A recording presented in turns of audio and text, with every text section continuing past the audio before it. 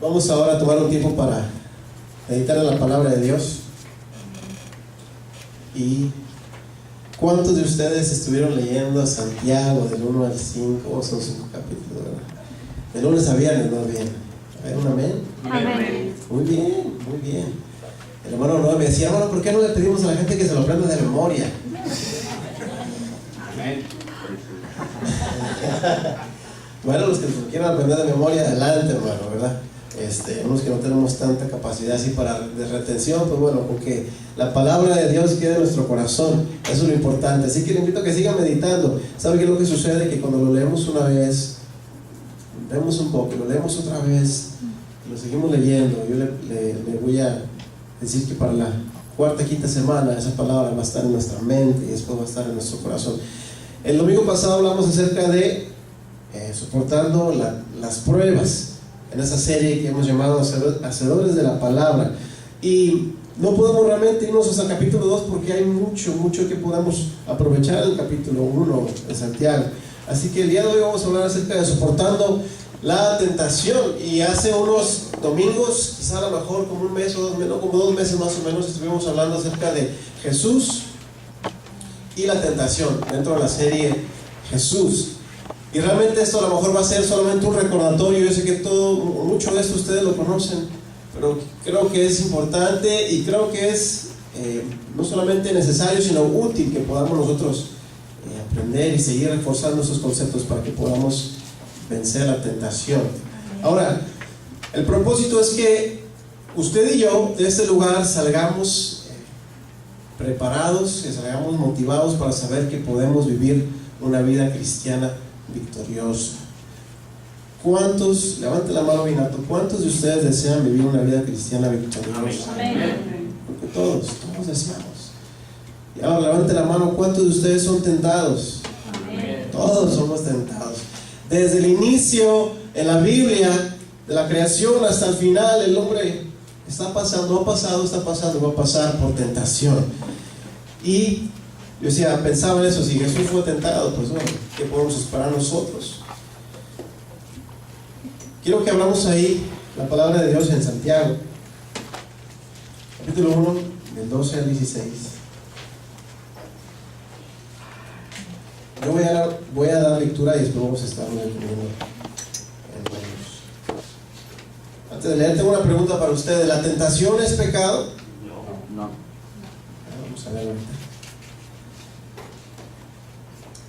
Dice así la palabra de Dios: bienaventurado el varón que soporta la tentación, porque cuando haya resistido la prueba recibirá la corona de vida que Dios ha prometido a los que le aman. Cuando alguno es tentado, no diga que es tentado de parte de Dios, porque Dios no puede ser tentado por el mal, ni Él tienta a nadie, sino que cada uno es tentado cuando de su propia concupiscencia es atraído y seducido. Entonces la concupiscencia, después que ha concebido, da a luz el pecado, y el pecado, siendo consumado, da a luz la muerte. Amados hermanos míos, no erréis. Y yo sigo leyendo acá, no lo tengo en la pantalla, pero el versículo 17 dice: toda buena dádiva y don perfecto desciende de lo alto, del Padre de las luces, en el cual no hay mudanza ni sombra de variación. La tentación. Cuando pensamos en la tentación, pues no sé usted, pero automáticamente pensamos en el diablo, en el enemigo, a lo mejor una manzana o algo que nos quiera hacer tentar, nos quiera hacer caer. Y quiero compartir una definición muy práctica, la compartí esa vez que hablamos de Jesús y la tentación. Y si usted tiene un boletín, ahí está en la parte de atrás o en la parte de adentro. Y dice así: la tentación es la invitación a satisfacer una necesidad legítima de una manera ilegítima. En otras palabras, es tomar un atajo. Léalo conmigo, por favor, vamos a leerlo juntos. Dice: la tentación es la invitación a satisfacer una necesidad legítima de una manera ilegítima. Es tomar un atajo. Quiero ilustrarlo de una manera muy sencilla. Ahora, hace muchos años vi esta ilustración en un libro que leí, se llamaba El joven y la tentación.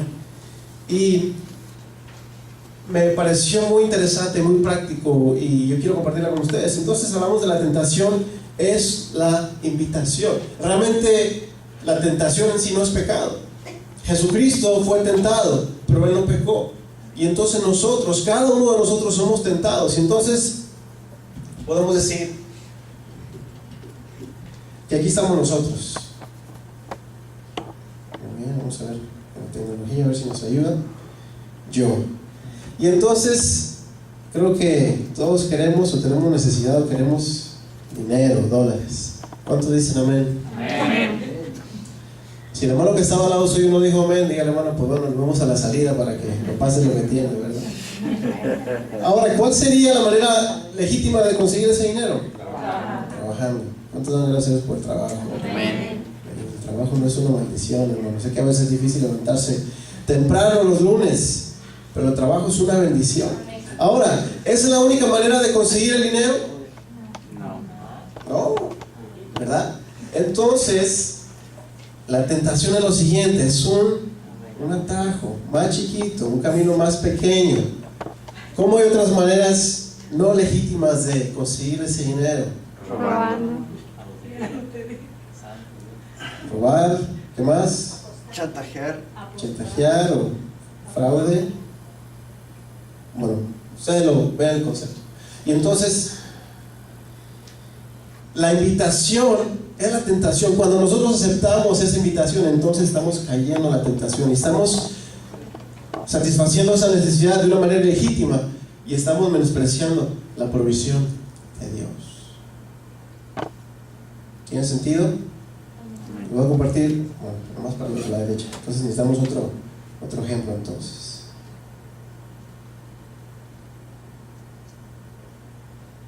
En Génesis dice el Señor: y dejará el hombre a su padre y a su madre y se unirá a su mujer, y ellos serán una sola carne. Entonces nosotros hemos sido creados, tenemos esa necesidad de compartir nuestra vida, compartir nuestra intimidad con alguien. Y entonces podemos hablar acerca de la intimidad. Si pueden entender mi letra, por favor, ahí. ¿Cuál es el camino establecido para que nosotros podamos compartir eso? Matrimonio. Muy bien, muy sencillo. Y ahora, ¿cuál es la oferta que el enemigo hace hoy en día a la gente, a los jóvenes, a todo el mundo?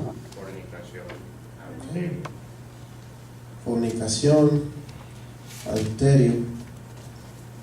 Bueno, ustedes entienden, esto es muy sencillo, es ese atajo que el enemigo nos ofrece. Ahora, yo quiero rápidamente compartir tres verdades. La número uno en este pasaje es que dice: la tentación no viene de Dios. Cuando uno es tentado, no diga que es tentado de parte de Dios. Dice que el versículo 17 dice que toda buena dádiva, todo perfecto proviene de Dios. Y entonces, cuando nosotros somos tentados, no somos tentados de parte de Dios. Jesús le decía ahí a los discípulos: si ustedes, siendo malos, saben dar buenas cosas a sus hijos, ¿cuánto más vuestro Padre Celestial dará buenas cosas a quienes se lo pidan? Ahí en Mateo 7, versículo 11. Entonces no proviene de Dios. Lo que proviene de Dios, dijimos el domingo pasado, que pueden ser las pruebas. Y las pruebas vienen para fortalecer nuestra fe. Pero la tentación no. La tentación no viene para fortalecer nuestra fe. Aunque cuando nosotros vencemos la tentación, nuestra confianza también en el Señor se fortalece. Esa es la número uno. Número dos es que el deseo se origina en nuestro interior, pero es la invitación la que viene del enemigo, del diablo. Dice: sino que cada uno de nosotros es tentado cuando de su propio deseo, de su propia concupiscencia, es atraído y seducido. Decíamos, esa es la invitación. Y cuando la manera en que trabaja el enemigo es que trabaja en la mente del ser humano, de cada uno de los seres humanos.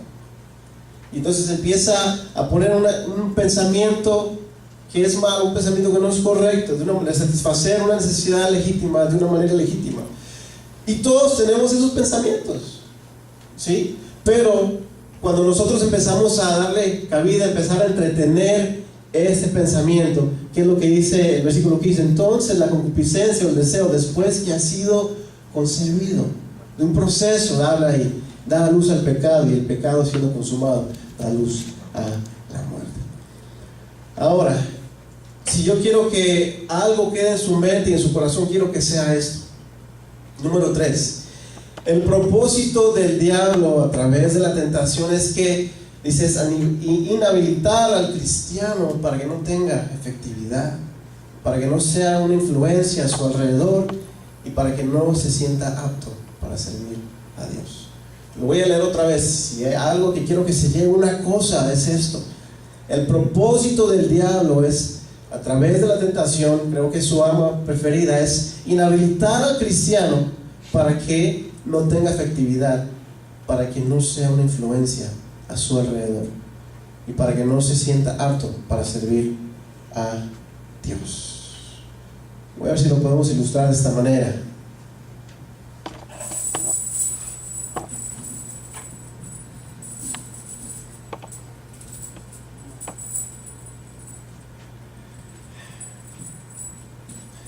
Manuel, pasa por favor aquí un momento. Mira a los hermanos. ¿Cómo estás, hermano? Mira, pues quiero presentarte algo. Chocolate muy rico. No sé si los has probado, pero ese es el Ferrero Rocher de coco. ¿Lo has probado? Buenísimo. Y tú sabes, ¿no? Yo creo que tú no necesitas realmente preocuparte por eso, así que no sé si te gustaría, ¿no? Okay. Bro, tu esposa no te está viendo, no te preocupes, hermano. Es del Señor. Adelante, hermano, que todo está aquí quedando grabado en la cámara. No te preocupes, acá al rato expiramos. Sí, por favor. Son buenos, están ricos, la verdad. Están muy ricos. Solamente que se me olvidó decirte algo, que no leíste la línea de las letras chiquitas. Con eso venía algo más.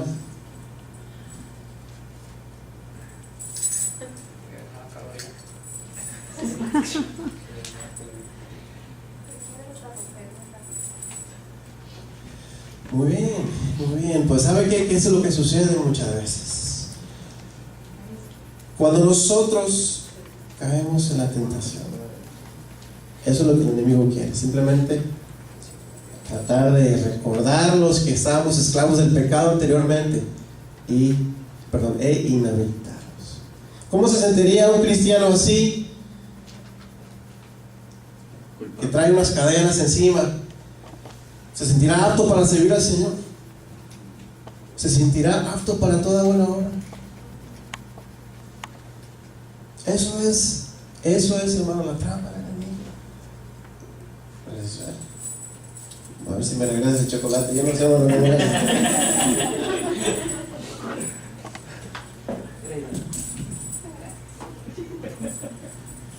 Hermano, eso es la trampa del enemigo. No estamos hablando aquí de nuestra salvación, porque nuestra salvación está segura en Cristo Jesús. Por lo que Él hizo, usted y yo somos salvos. Y el apóstol Juan escribe en la primera carta, está hablando y dice que el cristiano no practica el pecado. Usted y yo no podemos vivir una vida de pecado como una forma, un estilo de vida. Sin embargo, en ocasiones seguimos pecando, desobedecemos, a veces por omisión, y a veces caemos en la tentación. Y cuando usted peca, cuando usted se ha comprometido, le ha entregado completamente su vida al Señor, y usted cae en la tentación, usted no pierde su salvación, hermano, porque su salvación está segura del Señor Jesucristo. Si eso fuera, entonces nadie seríamos salvos. Así de sencillo. Nuestra salvación está en el Señor. Sin embargo, Él no quiere que nosotros vivamos en tentación y salgamos de ahí, pidamos el perdón y sigamos cayendo en la tentación. Entonces, la gente que no conoce a Cristo Jesús, cuando ellos caen en la tentación, simplemente como que se amarran más esas cadenas y no se pueden soltar ellos mismos. Pero usted y yo que estamos en Cristo, no estamos esclavos del pecado. Sin embargo, eso es la trama del enemigo. Porque hay veces que la gente o el cristiano caemos en la tentación y entonces nos cuesta trabajo servir al Señor. ¿Por qué? Porque no nos sentimos aptos. Cuando los elefantes están muy pequeñitos, le ponen una cadena grande, unos grillos grandes alrededor de su pie, los clavan con una estaca muy profunda y entonces el animalito está tratando de zafarse, y está ahí tratando de zafarse, y no se cansa, se da por vencido. Y entonces pasa el tiempo, ese elefante pues crece muy grande, y ya después no se necesita una cadena tan grande, se necesita cualquier cadenita pequeña que le pongan. El elefante siente esa cadena alrededor de su pie y dice: no, ya lo intenté mucho. Se acuerda y dice: ya no me puedo escapar de aquí.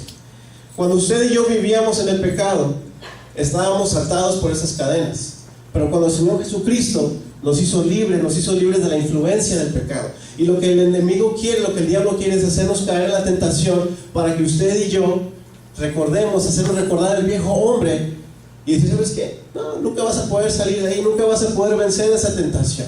Pero el día de hoy yo quiero decirle, hermano, que hay poder en la sangre de Cristo Jesús. Y quiere que usted y yo vivamos unas vidas cristianas victoriosas, aptos para servir al Señor, que no haya nada que nos impida servir al Señor. Así que quiero compartir tres palabras, tres cosas que podemos hacer, y las están ahí en su boletín. Las tres empiezan con R para que lo puedan recordar. Y es reconocer. Primero, la primera es reconocer, resistir y retroceder. Dígalo conmigo: reconocer, resistir y retroceder. Una vez más: reconocer, resistir y retroceder. Debemos de reconocer cuando estamos en peligro, cuando estamos enfrente de la tentación. Compartía yo aquella vez que prediqué acerca de Jesús y la tentación, el ejemplo del rey David. El rey David, en lugar de estar en la guerra con los soldados, con su ejército, él estaba ahí en la terraza de su palacio, perdiendo el tiempo. No estaba viendo televisión, porque no había televisión, pero prácticamente estaba ahí de ocioso. Y entonces se asoma, ve a una mujer que se está bañando, una mujer prohibida, que era esposa de alguien más, y entonces él no reconoce el peligro. No reconoce el peligro, y tampoco reconoce lo que está en juego ahí. ¿Sabe que cuando usted está enfrente de la tentación, hay muchísimas más cosas que están en juego que solamente ese momento, que solamente el satisfacer esa necesidad legítima de una manera legítima? Y entonces el rey David no se dio cuenta. ¿Por qué? Porque no estaba alerta, no reconoció el peligro, no reconoció la situación en la que se encontraba. De tal forma que fue una presa muy fácil. Y en ese momento mandó a preguntar quién es esa mujer. Le dijeron: ¿sabes qué? Es Betsabé, su esposa se llama Urías, está en la guerra allá. Dijo: bueno, tráigala para acá. Usted conoce la historia y vamos a hablar un poquito más adelante de eso. Pero él no supo reconocer el peligro, no supo lo que estaba en juego, la bendición de Dios, el reinado y las consecuencias que después trajo todo eso. El Señor Jesucristo mismo pasó por la tentación, y el Espíritu Santo lo llevó al desierto, y él estaba ahí orando, y él estaba preparado. Y el Señor Jesús no crea que estaba perdiendo el tiempo allá en el desierto, haciendo tiempo solamente. No, él estaba allá en oración, y cuando el diablo vino a tentarlo, él estaba listo, y él pudo enfrentar al enemigo, y él pudo vencer la tentación. Y lo que estaba en juego, el peligro que estaba ahí, lo que estaba en juego era nuestra salvación. De que si el Señor Jesús hubiera pecado, yo creo que él hubiera muerto, y al momento de morir hubiera tenido que pagar su pecado. Pero él venció al diablo a través de la Escritura, se mantuvo firme, resistió, y es así como que usted y yo podemos tener ahora vida y vida eterna. Pero un ejemplo más, muy rápido: el ejemplo de José. Muchos conocen la historia de José. Fue vendido por sus hermanos, llevado a Egipto. Lo pueden encontrar esa historia en Génesis capítulo 39. Y entonces la palabra dice que estando ahí, Dios le dio gracia a José delante de Potifar, que era su amo. Y Potifar puso todas las cosas a su disposición, puso a José a cargo de todas las cosas. Y la esposa de Potifar, dice la Biblia, que le echó el ojo a José. Y entonces empezó a acosar a José, le decía: duérmete conmigo, ven. Y José supo reconocer el peligro. Y habla conmigo ahí en Génesis 39.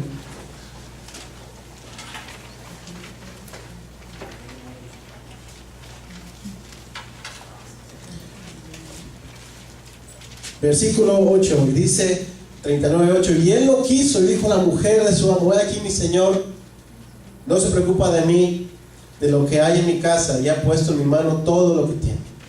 No hay otro mayor que yo en esta casa, y ninguna cosa me ha reservado sino a ti, porque tú eres su mujer. Escuche bien esta parte, dice: ¿cómo pues haría yo este gran mal y pecaría contra Dios? ¿Cómo pues haría yo este gran mal y pecaría contra Dios?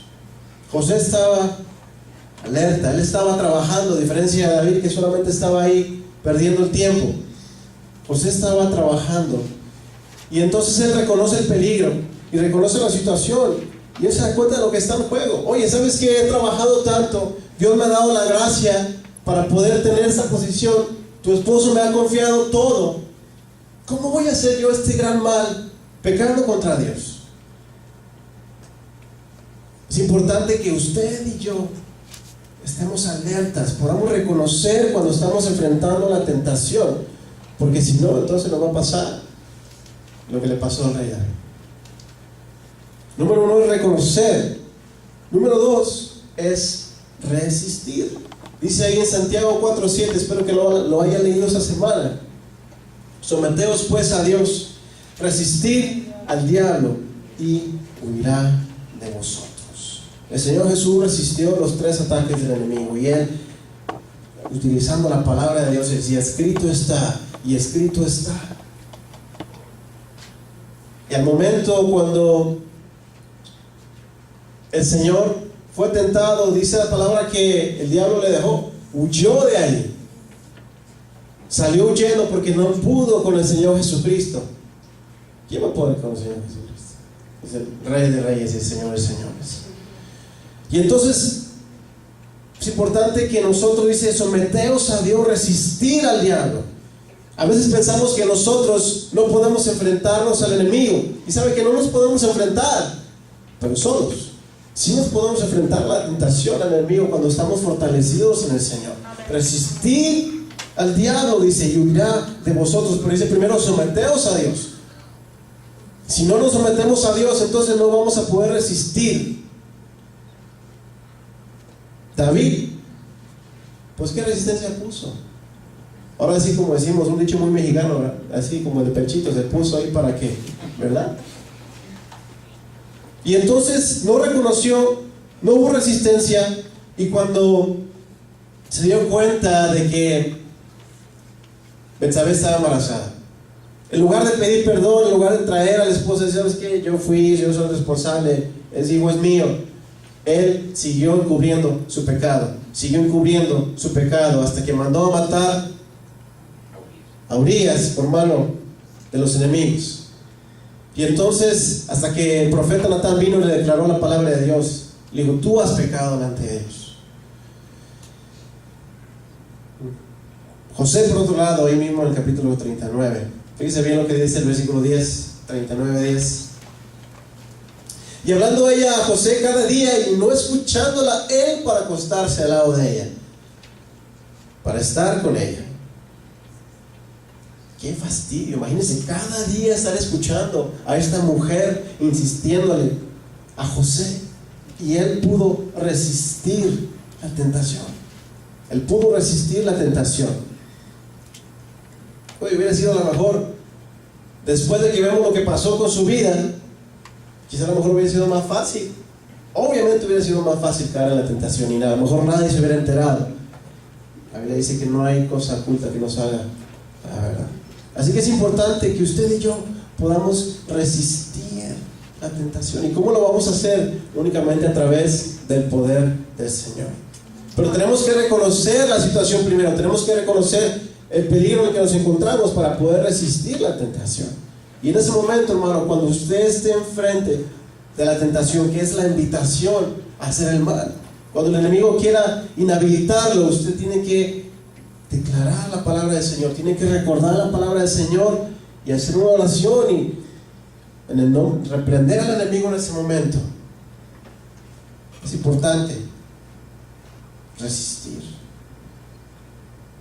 Pero si usted no puede resistir, si usted no se siente fortalecido, entonces pues es mejor huir, salir corriendo, retroceder.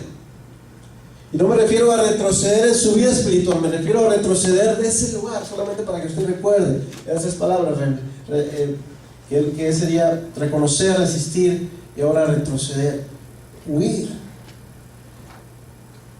Miren lo que dice aquí en 1 Corintios 10:3. No os ha sobrevenido ninguna tentación que no sea humana, pero fiel es Dios, que no nos dejará ser tentados más de lo que podéis resistir, sino que dará juntamente con la tentación la salida para que podáis soportar. La tentación, hermano, no viene del Señor, viene del enemigo, viene de nuestro propio deseo. Pero dice, pero el Señor, cuando venga la tentación, dice, va a proveer también la salida. En ese momento era imposible para David retroceder, porque ya estaba muy metido, y él pudo haber pedido perdón, pero ya estaba ahí. Pero por otro lado, José un día llegó a la casa, no estaba su jefe, solamente estaba la señora, y ella se quiso aprovechar, y entonces lo tomó de su ropa, y él, en lugar de ponerse a argumentar, realmente él simplemente salió. No había momento, no era una oportunidad, no era un momento de argumentar, no era de tratar de poner resistencia. Él simplemente huyó, porque ella sabía que no había nada que le iba a hacer a ella retroceder, no había nada que lo iba a impedir, y simplemente salió huyendo. Y después la mujer de Potifar lo acusó. Potifar se enfureció, lo metió a la cárcel. Pero realmente pensaba en este pasaje, decía, yo creo que Potifar no le creyó tanto a la mujer. Yo creo que nomás fue para cubrir las apariencias, porque ¿sabe qué hubiera sucedido verdaderamente? De que si Potifar hubiera creído, José no me hubiera contado, me hubiera mandado a matar. Un extranjero venir y abusar de mi mujer, oye, no, pues. Pero todo era el plan de Dios. Y como José no se dio, como José huyó de ese lugar, entonces nos damos cuenta de que la gracia de Dios siguió con él, y él llegó a ser la persona más importante ahí en la cárcel. Y después de interpretar los sueños de los siervos del rey, el faraón le fue llevado a Faraón, y entonces se cumplió el plan de Dios. Y es por eso que después el pueblo de Israel vino y estuvo ahí. Ustedes conocen toda la historia, se multiplicaron, y todo fue un plan de Dios. Pero ¿qué hubiera sucedido si José no hubiera escapado? Si él no hubiera huido, si él no hubiera corrido. Así que, hermano, cuando nos toque retroceder, cuando nos toque huir, no lo hacemos por cobardía, lo hacemos por firmeza, porque estamos firmes, porque sabemos que ese lugar en el que estamos no es el lugar más apropiado. Y hablábamos un poco de esto en la clase de la escuela dominical, y hablamos acerca de, en cierta forma, la bebida, la tentación en sí, que el Señor nos dé sabiduría de reconocer en ese momento de que si no estamos en el lugar apropiado, si no nos vamos a poder resistir, entonces alejarnos, retroceder. Por último, quiero terminar con este pasaje.